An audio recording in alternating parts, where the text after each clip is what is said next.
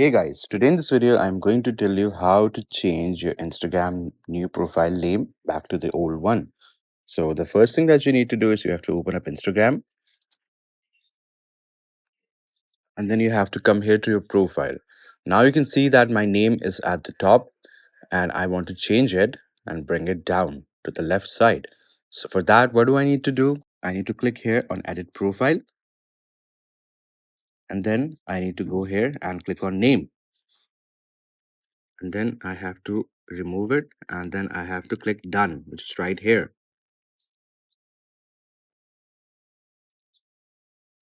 And here I can write my name.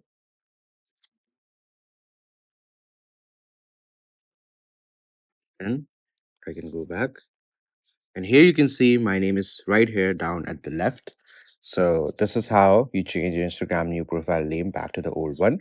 I hope this video was informative.